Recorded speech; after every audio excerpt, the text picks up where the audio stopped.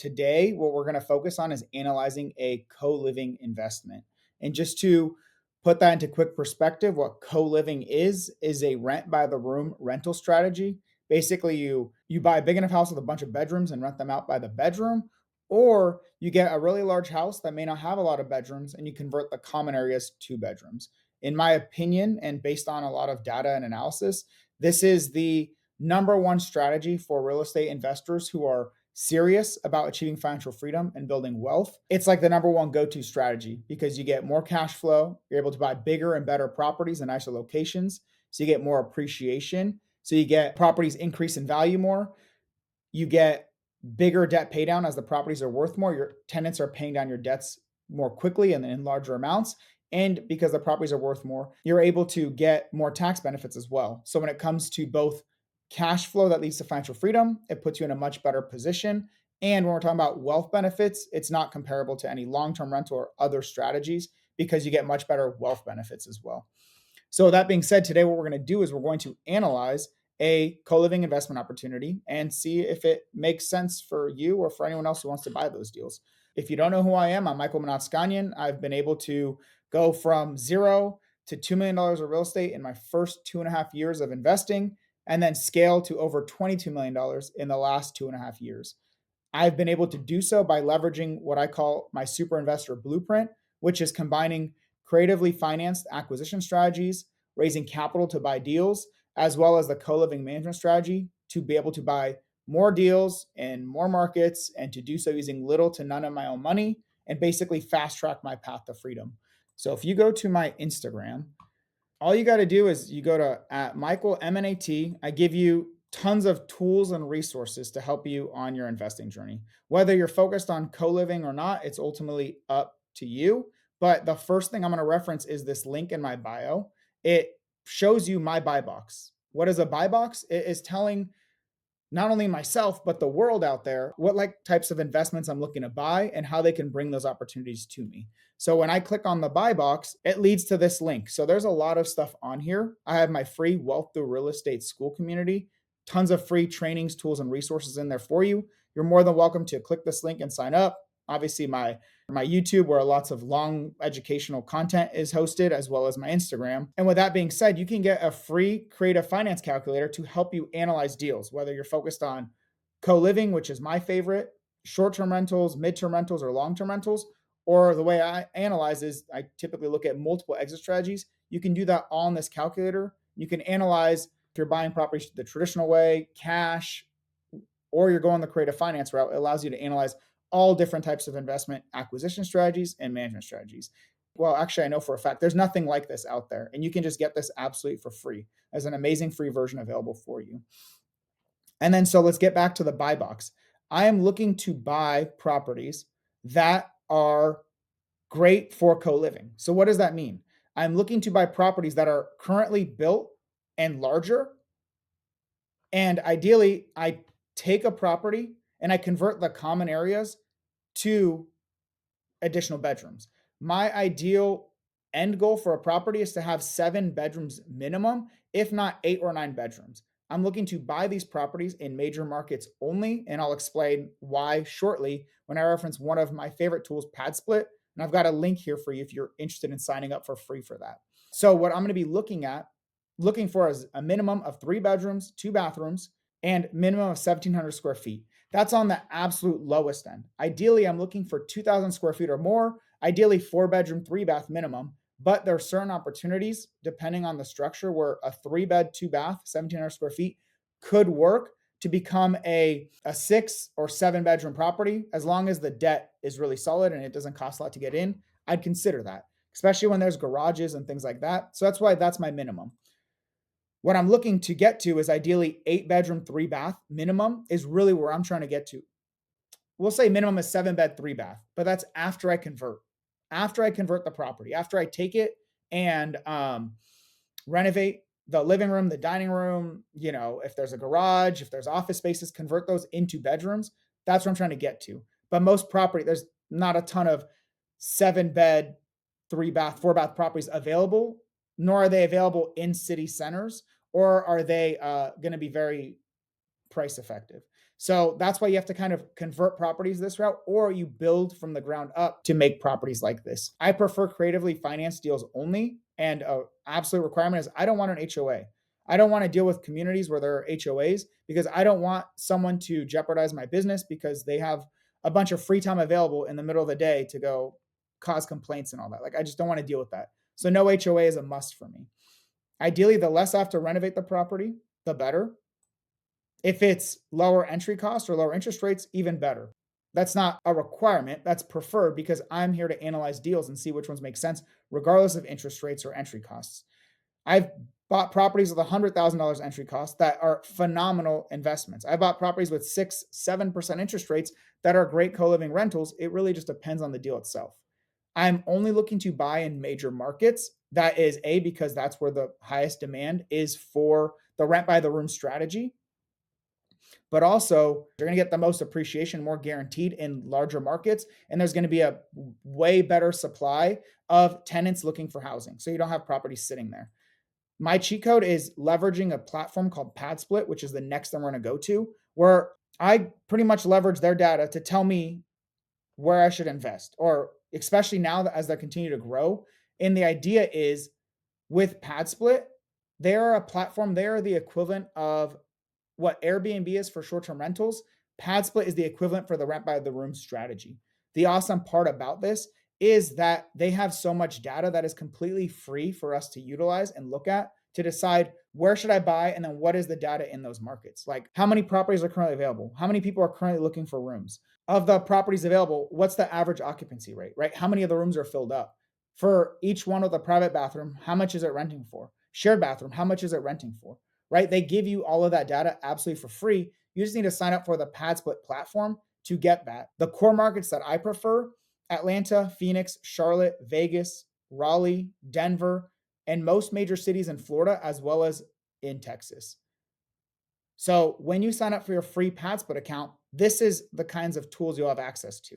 This is a map showing you where does PadSplit operate, right? They are the ones spending all this time, money, and energy identifying where they should expand their business, where they started in Atlanta, Georgia, right here. They've continued to expand their platform and their resources in all these markets. The blue markets are their core markets where they currently have rentals, especially a decent amount of them. Emerging, these gray ones, is where they're expanding to. So you're leveraging their market research to determine where should you invest based on their data, right? If you're someone like me that is analytical and wants to minimize your risk, well, the best way to do that is to have a lot of data for the investment decisions that you're looking to make, right? So the more successful properties in a location, the more clear I am about how much income they generate, the more clear I am about how much demand they have, how many tenants are looking for properties relative to the number of properties they have, the better I can make an investment decision and minimize my risk when I'm buying something like this. PadSplit is not the only platform for this kind of stuff. Zillow, you can go and do the tedious work of going to properties for rent. Platforms are shifting towards this model. I've made the case over and over again why this is only going to continue to increase. Housing unaffordability has only gotten worse. Higher prices that are sticking, higher interest rates are making it unaffordable for people to buy their properties, especially like homestead buyers. They're the majority of people that make $75,000 or less income are spending at least a third, if not over 50% of their income just for housing and utilities. There's a huge demographic, especially young working professionals and just really anyone under $75,000 of income a year. That's right. What's that, like $5,000 to $6,000 of monthly income, that are looking for affordable options like this. They're looking to save on the rent that they're paying so they can enjoy their life. They can travel more, they can save and invest, they can eat out more. They want to spend their money on experiences, not housing. We are able to provide that solution, especially as this problem will only get worse. Housing prices don't go down. They go down in certain periods, but they do not go down over the long term. Interest rates have fluctuated up and down. We saw this crazy low interest rates between 2018, 2019, all the way through 2022. I took advantage of buying lots of properties traditionally that route, but also I continue to take advantage of those low interest rates by buying properties creatively financed. That's why I buy properties creatively financed, so I can still take advantage of those low interest rates. For the majority of people, they don't know how to do that, how to structure those or anything. Well, I can teach people. I teach people exactly how to do that in my super investors community, how to buy those deals as easy as possible. And I'll show you a few tools and resources for that. But rent by the room is going to be more and more and more popular as prices continue to increase and wages do not match the increase of inflation. So with that, if you want to look for properties on Zillow, for example, which is way harder, if you want to look for rent by the room data, you go to home type, you select houses, and instead of entire place, select room. And you'll see the rent by the room properties available in the market. You want to filter by certain things, you can do that. So you have like, if you choose a certain market, you can do that, right? And this is really good to compare your data from PadSplit to these markets. And I'll show you how granular PadSplit can get as well. But you don't get a great, you can kind of see it, right? Up to a certain point, but it is not as easy to use as the PadSplit platform. And PadSplit is literally geared exactly towards this. And what Zillow doesn't do is they don't aggregate the data for you. Does that make sense? They're not putting together the way PadSplit does it, where it's like, hey, instead of a bunch of little dots like this, which is great, you need data like this. PadSplit is quite literally telling you, hey, look at all these blue markets. You click on a blue market, then it's aggregating the data for you. It's telling you for Atlanta, Georgia, the city, this whole area that they have, including some of their secondary markets as they expand out, they have 7,428 active units. That's how many properties, how many rooms are currently available for rent, with 315 more being added on right now. Like their listings are actively being generated. They've had 35,000 searches in the last 30 days for housing. They're telling you for this whole area, $176 per week shared bathroom, right? They're saying that's on average how much people are paying for a shared bathroom. And those that have a private bathroom, they're paying $265 on average. 87% of these almost 7,500 units are rented out. And it takes 8 days to get the first booking when your property is listed for the first time, and around 30 days to 80% occupancy. Understand that these are averages. Your goal, especially in my opinion, especially if you're trying to be a super investor, is to always beat the averages. You want to analyze these deals based on the averages. So we have a property, one of our properties in Georgia. We got it 100% occupied in less than 30 days. Our first booking was in 3 days. We have rental income by the room or for the shared bathrooms that are higher than this. Understand though, these are the averages, and you want to get more and more granular. You look at the zip code where your properties are located. So as you can see, it's broken down zip code by zip code, and every zip code is different, has different data. So you can say, okay, for the 30310 zip code, there's 265 active units. Prices tend to be higher with a higher average occupancy, faster for first booking, and faster to 80%. One rule of thumb I'll tell you is that the closer you get to the city center, the better the income and the more quickly your properties are occupied. That's a general rule of thumb. Additionally, if there are major, like here's one next to the airport, when there's major employers or like a major demographic for kind of the rent by the room model where we actually own a property here, you will see that there'll be higher income and more quickly will the property be occupied and higher occupancy. When you are looking at the whole market, don't get confused by just looking at these numbers. This can help you identify, is this a city I should focus on? Atlanta being my number one city, by the way. This can help you decide that. But when you're analyzing a deal, you need to get very granular. So between leveraging the zip code data, if you use my link to sign up for PadSplit, you can talk to the same representative I've used for the last couple of years. She can provide you more so like street by street, like house by house data as you reach out to her. Her and her team can. Or you can also leverage other tools like Zillow and many others to get more granular data, right? You can see, all right, you have this one bed, one bath. You can see the photos. You can see all this stuff. You can see how many days has it been on, how many contacts. Understand for the rent by the room strategy, a lot of the times these listings will stay live indefinitely because they want to continue building the database of people looking for rent by the room.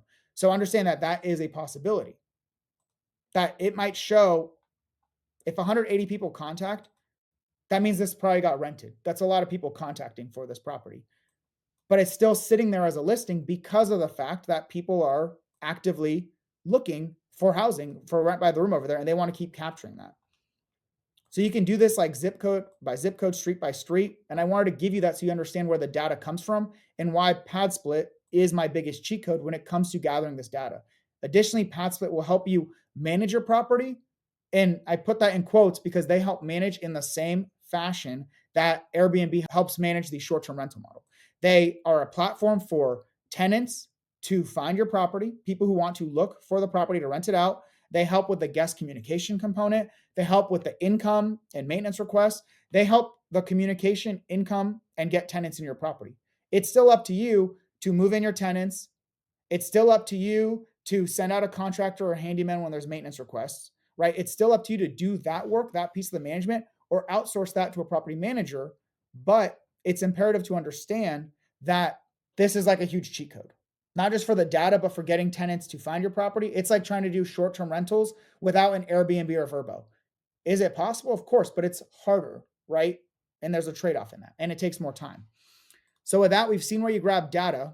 What we're going to do is we're going to just choose a few key markets. We'll just understand that my markets come from pad split. That's where my markets are generated from, some core pad split markets and their data. And then what we're going to do is, because I prefer to buy my properties creatively financed, well, where are you going to find these deals? Well, if you're in real estate investment communities, Facebook groups, whatever, you can either generate your own deals, which is a strategy, something I don't do as much anymore, or you can buy deals from wholesalers or get bird dogs to find you deals. Those are higher leverage use of your time to get people to bring you deals that make sense for your buy box. And then it's your job just to analyze those deals, not talk to sellers or agents or any of that stuff, but it's to understand what do you want to buy, analyze it, and buy those properties.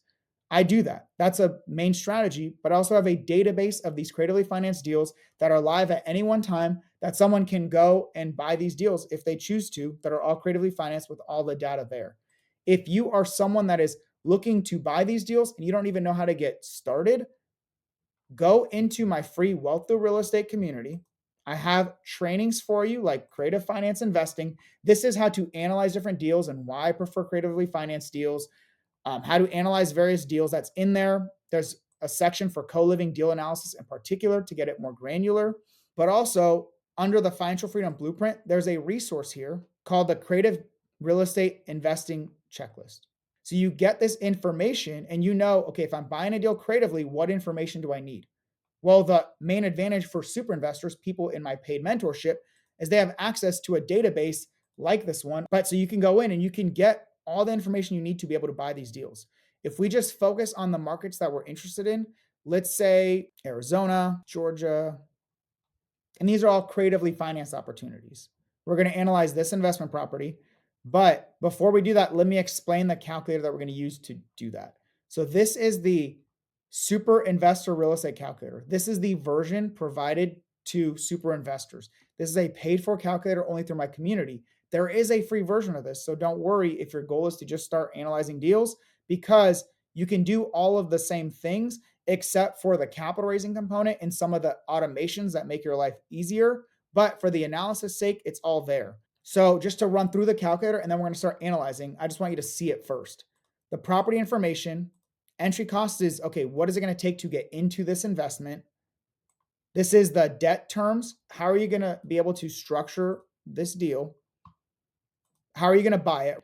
Subject to seller finance. Is it a hybrid creative deal? Is it a traditional or DSCR loan? Are you buying it cash? Depending on what you choose, that will then tell you what information you need to consider. What this will then spit out is your fixed expenses. So depending on the debt, that'll be here. The monthly debt payments will be here. If it's seller finance, there'll be a component there as well. There's taxes, insurance, property mortgage insurance, HOA, because if you're buying a property for long-term rent, mid-term rent, short-term rent, co-living, doesn't really matter. This stuff is all the same. There's a little bit of components for the creative financing if you have to recreate the loan for the subject to or seller finance. So here's the subject to loan terms. You have to recreate that loan to be able to analyze it correctly. If there's a balloon on the subject to or seller finance, these terms are brand new to you. Please go watch my free trainings. This is more of an intermediate training at this point. And then if you want to analyze deals as long-term rent, co-living or rent by the room, midterm, or short-term, you can do all that in here. And depending on how many strategies you analyze, this will tell you what is the best cash on cash return for the strategy you're going to implement. You can also just select, if you say, hey, I know the best is co-living, but I want to do long-term rental, you can do that. That's like spits out automations for that strategy. Some of the benefits for the super investor calculators, once you analyze the deal, you then are able to very quickly determine, if you bring in a private money partner, what percentage of ownership should you give up and what returns would they get on that investment, right? So it makes the cap raising way easier. Or if you go with a private money lender, after you pay all your interest to them, right? Like how much loan can you take out? What interest can you pay them to still be cash flow positive? So you have infinite returns. When you are starting out real estate investing, you're more likely going to use your own money. That's just kind of the way most people start. If you start raising capital, you need to understand how you're going to structure these deals. What are you going to get left over, and what are the returns for your partner? If you put some of your own money in there, you want to understand, okay, if I put in, let's say 25,000 and my partner then puts in 99,000, what are the returns for everyone? Or if you do what I do and you put in no money and your partner brings in all of the rest, what is their cash on cash return, right? What is their cash flow relative to the amount they invested? What is their total return on investment, right? What are their total benefits between cash flow, tax benefits, debt pay down, appreciation? What are their total benefits versus the amount of money they have to put in? This part is way easier when it's automated for you. That's a super investor cheat code. You want to be able to analyze these deals, not just in the short term, but in the long term, and all this is automatically done for you. It gets spit out here, right? What do the returns look like over a 20-year horizon? And if there's wiggle room for negotiation, it'll automatically give you some additional changes you can make to be able to analyze those deals. And then when it's time to raise money through private money lenders or private money partners, all you then do is just screenshot this and put it in your cap raising pitch decks that super investors get access to, the pitch decks, the templates, all of that stuff. And they plug into the super investor CRM that I provide them, a free CRM. Well, it's not free. I mean, I pay for it. They get access to that. And then they leverage that for their capital raising to make that whole process easier. Nonetheless, the free version allows you to do all of this analysis, and then it's up to you for the capital raising and all that. That's really ultimately up to you. So with that being said, let's get this deal. So it's 1571, and then let's analyze this investment. One thing I want you to understand is the deals on this super deals database, they are not my deals. I don't go find these deals. These are not just the ones for me to buy, whatever. These are deals from wholesalers. And then we have it set up in such a way that they have all the right information we need to be able to analyze these deals and make very quick investment decisions. Like I said, you can go talk to wholesalers, build relationships, all that good stuff as well. This is just one of those cheat codes, higher leverage use of your time. Instead of chasing down people and wholesalers and all that, you can have that as a portion of what you do, but your goal is to buy deals. To buy deals, you need to be able to analyze deals. To analyze deals, you need to get leads in your inbox. The more leads you have, the more potential deals you have, and the easier that process is, the more easily you can then analyze and choose which ones you're going to buy. So we're going to put the property information. This is currently a 4-bed, 4-bath. I love that ratio. This one is 2264 square feet. So it means it's pretty built out. So we'll see. There's not a huge amount of extra rooms that we can add, but we'll see. It really depends on the flow of the property. Let's see how many rooms we're going to be able to add to this property by looking through some of these photos. So they have an unfinished basement. So this is something you could potentially turn into a room or two, and that's usually not accounted for in the square footage. This one's obviously a bedroom, smaller one, but it's a bedroom. Huge closet. That's awesome. This is like a master suite. So when you see the data for pad split here saying that private bathroom, like this really we're talking about, like these ones generate the highest amounts. We have some that are like 280, 289 in this market because they're just really phenomenal properties. Especially when we're buying properties that were previously short-term rentals, they tend to have really awesome master suites. Okay, this looks like already a bedroom, already another bedroom. What is this? Is this a kitchenette? I don't think it's a full. We'll look at the description right after this. This could be a bedroom depending on the layout. So there's one shared bathroom, a lot of driveway space, which is great. You're going to want a lot of parking there, which is phenomenal. So they removed the listing early June. Let's move forward with the estimate that this will be a 7-bed, 4-bath, 1,000 square feet. Key thing here is that you saw, right? They have a lot of stuff down here, and there's a little bit of awkward. So like one could be there and then maybe another two here, and this all has to be blocked off, obviously.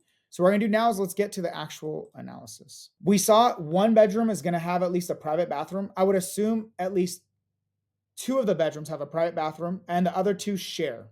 So what I think is it's going to be is we got to get someone there, right? This is the next step. Once you analyze the deal, it makes sense. You send a contractor, you send someone boots on the ground, you talk to the agent, you get a more clear understanding. You can't just do that from just looking on the internet always. So 2 with private baths and other 2 plus new 3 share 1.5 baths. So between the other 5, they're going to share 1.5 bathrooms, right? They're going to share 1 shower. That sucks. Let's get into the creative finance and then we'll get into the analysis. You want to understand what's your plan for this property. Is it even viable before it's worth even analyzing? This is the easiest part. In essence, it's way less time consuming than doing a full analysis. It's just seeing, does this make sense? Does this HOA, is this a no-go for me? Does it have things that I don't want it to have, right? Is it too small? So this is a straight subject to deal. And for the sake of analysis, what we're not going to do is we're not going to go and pull the mortgage information from PropStream and all that right now. There just isn't the time available. So the purchase price is $519,271, right? Right here. The entry fee is $37,000.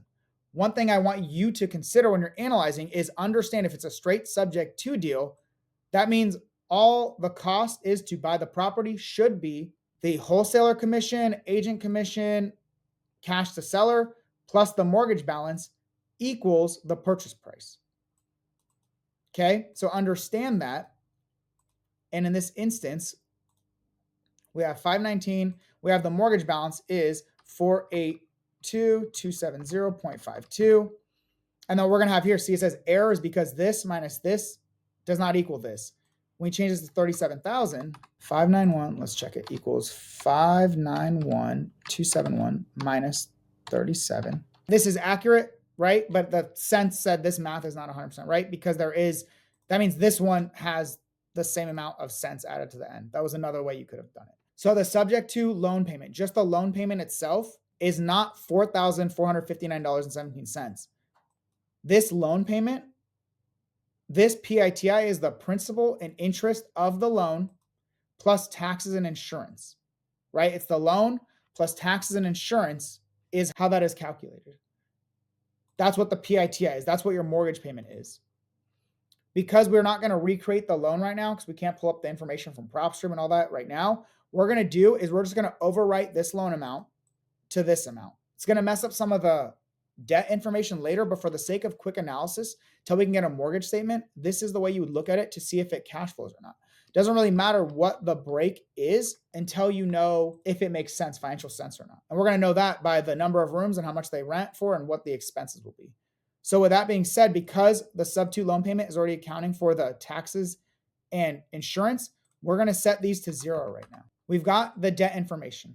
Your first payment, we'll say it's the start of next month, 8/1. All right. So we have the monthly debt payments. We're going to zoom out and we're going to go to the entry cost. Now, how much does it cost to get into this deal? So the way a lot of wholesalers structure this $37,000, it's not just the cash to the seller. It's the cash to the seller, their wholesaler commission, and if there's an agent commission involved. But you separately have to pay your closing costs, renovation costs, reserves, all that kind of stuff as well. So for the sake of analysis, until we get a breakdown from the wholesaler, is you already know the agent commission is included in here. And you already know the assignment fee from the wholesaler is included in here. There is no acquisition fee right now. This is if you find a phenomenal deal and you're raising the money, you can sometimes get paid at closing for this deal. You don't add that until after, depending on what the deal returns are. Some people never add that, and that's fine too. What you do want to account for is your closing costs for the loan, because that's not accounting. You see, it says, a lot of times you'll see this, plus CC plus TC, right? Plus your closing costs plus transaction coordinator costs. We have that in the admin reimbursement costs, separate from this closing cost, paying your transaction coordinator, paying for you to form your LLC, paying for an inspection. You have to account for those costs as well as part of your closing costs. But I typically tend to fund that and then get reimbursed by a capital partner. So as someone who knows I'm going to raise money, I account for that in a separate line so I know I get paid back at closing that amount. And this is just basic renovations and furnishing costs. This is not to convert it to a co-living rental. This is just to clean it, renovate it, whatever, very basics kind of thing. $1,000 is a great placeholder to just basically get it cleaned up really nice.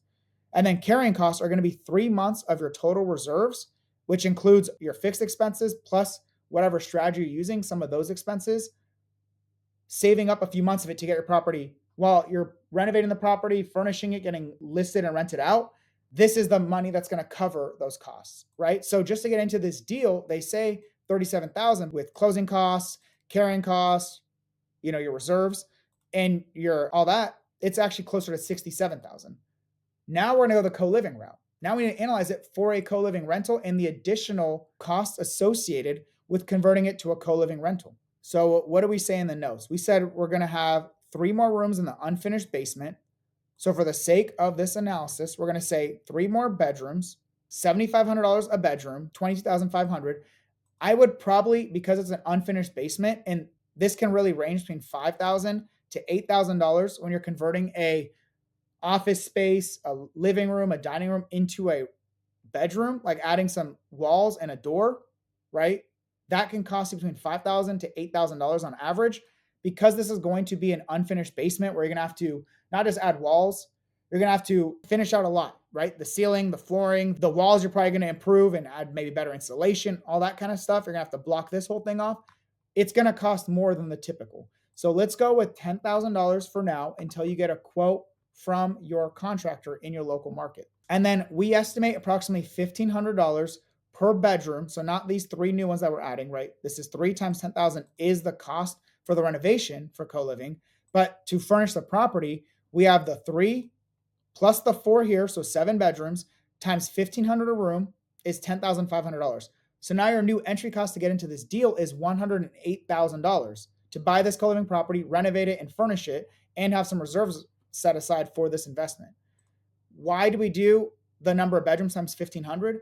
Well, on average, it costs around $1,000, even less, like $800 to $1,000, depending on the bedroom, to furnish it. However, we still need to furnish the bathrooms, the common area, like the kitchen. If you're doing outdoor stuff, you're going to need to furnish that. That's why we go on the higher end. And the more bedrooms you have, in theory, the more you're going to have to furnish, especially with bathrooms and all that. This is another rule of thumb. You want to get more granular for that, but you can't do that on every single deal that you're analyzing to see if it's even a good fit to move forward. What we said is at the end, we're going to have 2 with private baths, and then in total, 5 with shared baths. So 2 private baths, 5 with shared baths. This is 7 bedrooms. I don't know if you saw that, but when it said adjust rooms, it's saying the number of bedrooms plus the number that you're adding, right? The 4 plus the 3 is not equaling the number you have set here for private versus bath. To fix that, you have to put in the right numbers. Here, once that's fixed, then the math works. We go to pad split in 30311. It says shared bathrooms rent for $179, private bathrooms share for $259. I have a pretty bad memory, so if I can do this, you guys can do this. I'm also pretty bad at looking at maps, and I'm not overly creative. So I'm good at structuring numbers and deals, but you have a pretty good shot at this thing if you can keep up with me. That's really all you got to do. Let me add this bad boy for anyone who keeps asking me information.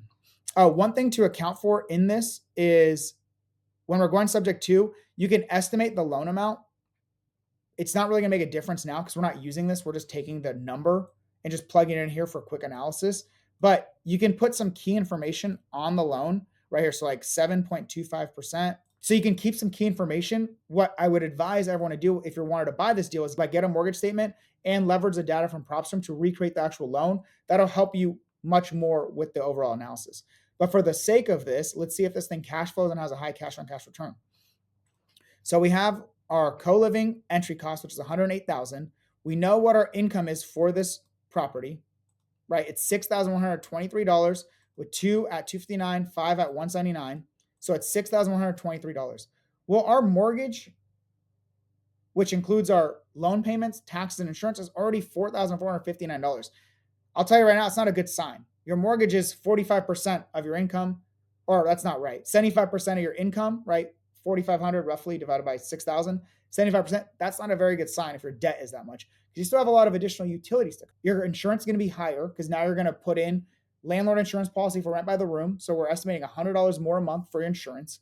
Water and sewer, 150, gas and electric, 150, garbage, 30, internet, 75, landscaping. If you're offering landscaping, which you should, that's a huge issue. That tends to be a huge problem with who should do landscaping in this. Just pay for it. It makes your life easier.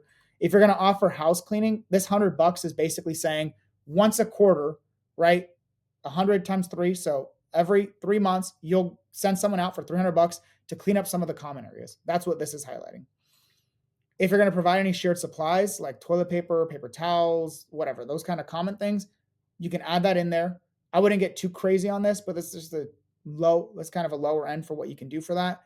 And then if you're leveraging pad split, the platform, well, they're going to take approximately 12% of your rental income, 12% of this rental income. They're going to take that as a fee for using their platform. They actually take 8% of your monthly income, or they take 100% of the first 10 days. So it's a lot of numbers. If you want to see, I've got a link in here that really visualizes this for you, but it's like they take 100% of the first 10 days, and then after that, it's 8%. Okay.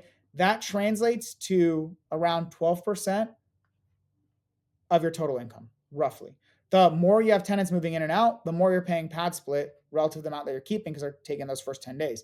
The longer tenants stay, the better the deal it is for you because you're not redoing those first 10 days over and over again. If you're going to leverage another form of management to do the back end, right, you want to account for that. I've seen it between like $200 a month on the lowest, like just a flat fee, all the way up to 8 to 10%, right? What we have in Atlanta is 8%. When we self-manage, we have 5% set aside for it for our virtual assistants and my asset manager to provide some oversight for that, in addition to pad split. Sometimes you can just pay a straight up manager. You won't use pad split and you'll pay them 15 to 25%. Most of that is dependent on the market that you're operating in, right? What are the resources available? Where does it make sense to use pad split versus not? And then what are the fees each company in that market charges? You have to understand your markets that you're investing in. This is part of the analysis. This is just a general rule of thumb based on my numbers that can help you out. Then vacancy. So we saw in pad split a 91% average occupancy, which means that 9% of the time it is vacant in this market on average. So vacancy is 9%. Maintenance and capital expenditures. The rule of thumb for a long-term rental is 10% of the rental income. That's what's set aside for maintenance and capital expenditures. But the reality of it is just because you're making more income for a property doesn't mean your capital expenditures will necessarily happen more quickly. It's like you're not going to have to replace your roof any faster just because you have a one family or multiple families in there, or because you have a short-term rental versus a long-term rental. Like that's not how it works, right? The roof is the roof. That maybe your AC will be used more, things like that, but not like your roof and structural things necessarily that you have to account for in your CapEx. So you want to make sure that your monthly maintenance and CapEx is higher than what it would be as a long-term rental. We saw here it said long-term rental is $2,771. 10% of that is $270 a month. So you want to make sure your maintenance and CapEx is higher for a long-term rental, and a good rule of thumb for that is around 6%, based on like the amount your rent by the room income, like the amount that it increases compared to a long-term rental, like the percentage, 6 to 7% is a good one. Just make sure that it is always more than what your long-term rental savings would be for your maintenance and CapEx, because there will be more wear and tear and more maintenance for sure. Maybe not more CapEx, but definitely more maintenance for sure. So that being said, I can very quickly tell you the total expenses and reserves with this big debt payment is $7,219 a month. This, you're making $6,123. You see the issue here? Didn't matter that this was creatively financed or not. This property is going to lose you $1,000 a month as a co-living rental, even with creative finance. And I know exactly why. This debt payment is just incredibly high. Unless you can get something that you're able to crank out, even if you were able to get this thing to be a 2-bedroom or 2 more bedrooms, right? If there was the space for it, you went 2 bedrooms and all of your costs went up from $108,000, it's $130,000, but you were able to you'd also have to add a bathroom now, right? So plus extra bathroom. Oh, you shouldn't add a plus there because Excel/Google Sheets is weird. So let's just say instead of 10,000, or we'll go here, add 50,000. We'll also add an extra $10,000 for that. And we say, okay, these will all share. So now it'll be 7 beds. So this is 9 bedrooms now, right? 2 private, 7 shared. Even though your entry costs went up and your expenses are going to go up as well a bit, your income went up so much. Let's see if this now makes sense. It still doesn't make sense. The debt is so expensive on this deal, it's not going to matter anyway. That's why when people ask, why do I love creative financing? What's a bad example? This one is 7.25%, and there's a large debt. There's a large debt at a high interest rate. So you're spending a ton of money on the mortgage itself, regardless of the expenses, the other expenses and the income. It's just so expensive to pay this mortgage that the deal doesn't make a lot of sense. You can pretty much get a good feel for that. Like if you're going over $3,500 a month, it's really not going to make a lot of sense for the most part. Over $3,500 a month or $4,000 a month, it really starts to not make a lot of sense for that. And for me, you'll see I'm looking to buy deals, ideally, that are generating me at least $1,000 a month of cash flow and 15% cash on cash return. Your goals might not be as aggressive. You might say, I want to do $500 a month in cash flow, and I'm okay with 10% cash on cash return. That's ultimately up to you. That's your investment decision. This is my rule of thumb when I go with the co-living rental route. But because this is a subject to loan, like you're buying the property subject to its existing loan, you can't increase the cash flow. You can do it by adding more rooms. You can increase the income. You can try to decrease some of these expenses, but they're nothing crazy here in general. Maybe you self-manage and that's one of the things you do, but I wouldn't, like, that's barely making it work. I wouldn't do that. When you're able to renegotiate creative deals with a subject to loan, all you can change is the money down. Well, this $37,000, even if you got rid of it entirely, the property will not cash flow more. It just means that you get into it for less, so your cash on cash return will be higher. If your cash flow is negative, it doesn't really matter.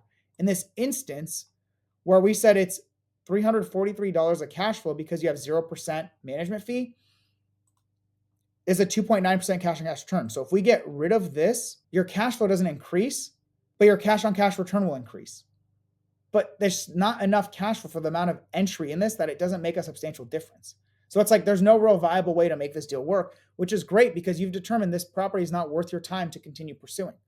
That's like 95% of the time, most deals will not work. When you go creative, you're increasing your likelihood for it to work compared to like the traditional route. However, understand that the majority of properties out there are not great investments. That's just the rule of thumb. You have to analyze a lot of deals to see the ones that make sense. Sometimes you can renegotiate a deal, but not in this instance because the loan is already fixed. This was all seller finance instead. So instead of this, let's say it was the 37,000 and there's no loan. And this was instead of the 7% that it was, if you can, like, let's go back to how these numbers were. If it was all seller financed instead, let's get back to the 5%, but the deal still wouldn't make sense. So what we're missing here now is like the extra $1,000 a month that was going towards taxes and insurance. So you could do $6,000 a year, whatever. In this instance, now we're getting a lot closer to the numbers that we were at before. So $210, what you could do is say, hey, seller, I can't make this deal work at 7%. At 5%, let's see if it works. You're not changing the down payment, but you're paying them less monthly. But now you went from less than 3% to 7.2%. You can say, hey, it still doesn't work for me. What if I buy this property instead of $519,000? I buy it for $530,000. So I'll give you $10,000 extra, but I need this thing to be at 3.5%. Your down payment's not going to go up, but whatever you pay them in the end, they're going to get more monthly payment as a result of this increase, and they're going to get more in the long term. Now we're at 10.5%. This is why seller finance and hybrid deals are better, because you have this wiggle room to renegotiate these deals and you have more levers to pull. When it's subject to, you can really change the down payment, the money you provide at closing, but nothing else is really negotiable. That's why subject to is cool. But if you're buying deals with low entry and very low interest rates, when you're buying properties with even if a lower entry, but a higher interest rate, and you're putting a bunch of money in to renovate it, like, it's probably not going to work, especially when the debt is so high on a property like this, even if it's in a great pad split market and a great zip code in that market. Hopefully that was helpful for you, understanding where to get all this data, where to get all these tools and resources. I have dozens of videos like this where I do get the mortgage data and subject to, like, all this stuff broken down much better.